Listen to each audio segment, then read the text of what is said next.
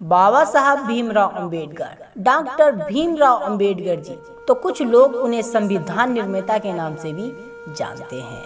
दोस्तों, हमारे भारत में सबसे अधिक और विश्व में भी आज के समय में सबसे अधिक मूर्तियां बाबा साहब भीमराव अंबेडकर जी की हैं। ज्यादातर उनकी मूर्तियां एक हाथ में किताब तो दूसरे हाथ की एक खड़ी उंगली का इशारा करती हुई बनाई गई हैं।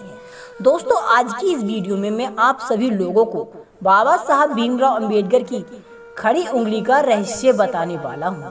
तो दोस्तों, इस वीडियो को एंड तक जरूर देखिए, क्योंकि ये वीडियो आप लोगों के लिए बहुत महत्वपूर्ण होने वाली है।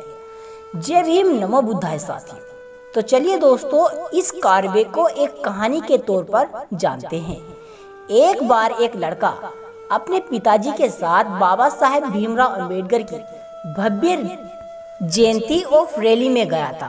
वापस घर लौटते समय और घर आकर उसने अपने पिताजी से कुछ सवाल पूछे। उसने पहला सवाल पूछा, बाबा साहब भीमराव अंबेडकर हमेशा कोट सूट में क्यों रहते थे पिताजी? तब उस लड़के के पिताजी ने जवाब दिया, बेटा, बचपन में बाबा साहब भीमराव अंबेडकर ने बहुत सी ऐसी कड़वी यातनाएं झेली थी। तब उन्हें पाठशाला में भी जब किसी स्वैर जाति व चपरासी के ऊपर निर्भर रहना था, क्योंकि बेटा कोई अछूत उस समय अपने हाथ से पानी नहीं ले सकता था। जब डॉक्टर भीमराव अंबेडकर देश और विदेशों में भी पढ़कर आए, तब भी उनके सामने वही स्थिति थी। तब जाकर उन्होंने भारत में समाज सुधारक का कार्य किया। उन्हें लगता था, यदि मेरा समाज भी अच्छे कपड़े पहनेगा और मैं सूट और पैंट में रहूंगा, तो मुझसे प्रेरणा लेकर और मुझे आदर्श मानकर खुद भी सूट ऊंट पहनेगा, तो उनके साथ ये नीची ऊंची का भेदभाव नहीं किया जाएगा। फिर लड़का कहता है, अच्छा पिताजी, तो आज से मैं भी सूट बूट में रहूंगा। लड़का आगे पूछता है, पिताजी, बाबा साहब की जेब में हमेशा से पेन क्यों रहता है? तब उसके पिताजी ने जवाब दिया, बहुत अच्छा बेटा, बहुत ही अच्छा प्रश्न पूछा है।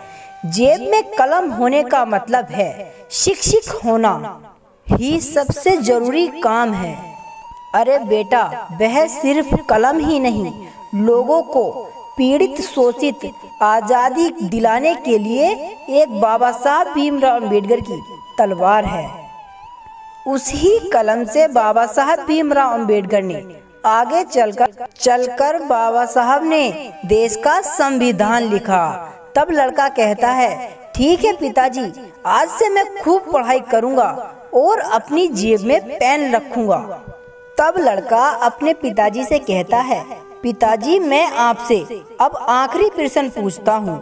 बाबा साहब भीमराव अंबेडकर की तस्वीर हमेशा उंगली खड़ी करती हुई क्यों बनाई गई है, और उन्होंने इस उंगली को क्यों खड़ा किया था? और बाबा साहब भीमराव अंबेडकर के हाथ में कौन सी किताब है? तब उसके पिताजी ने जवाब दिया, बहुत अच्छा बेटा, बहुत ही तर्क और सटीक प्रश्न पूछा है आपने। बेटा, उनके हाथ में जो किताब है उसका नाम भारतीय संविधान है। इसी किताब के माध्यम से भारत देश चलता है। इसी संविधान से सभी को सुखता, संतुष्टता और न्याय, बंधुता बल मिलता है। बाबा साहब डॉक्टर भीमराव अंबेडकर जी की उंगली यह इशारा करती है, शिक्षित रहो, संगठित रहो। अपने हक के लिए यदि आंदोलन भी करना पड़े तो उसके लिए भी पीछे मत हटो, तुम जमकर आंदोलन करो। बाबा साहब डॉक्टर भीमराव अंबेडकर की खड़ी उंगली यह इशारा करती है, तुम इस देश के शासक हो, जाओ पहले संविधान पढ़ो और अपने आप को पहचानो और संविधान में लिखे अपने कर्तव्यों को पहचानो, अधिकारों को जानो और फिर अपने में से एक योग्य व्यक्ति को संसद भेजो जो आपके हक और अधिकारों को उठा सके। अगर इस संविधान को सही मायने में अमल में लाना है तो योग्य लोग संसद में आने चाहिए। वह उंगली यह संबोधित करती है कि अपने भले के लिए स्कूल, कॉलेज और संसद में जाओ।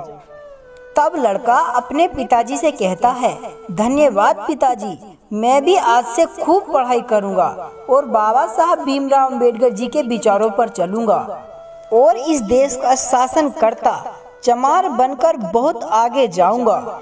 और वैसे तो बाबा साहब भीमराव अंबेडकर जी कहते हैं, मेरी जय जयकार करने से अपेक्षा मेरे बताए गए मार्ग से करें। तो दोस्तों, आपको ये बनाई गई वीडियो कैसी लगी मुझे कमेंट कर जरूर बताएं और कमेंट में जय भीम लिखना ना भूलें।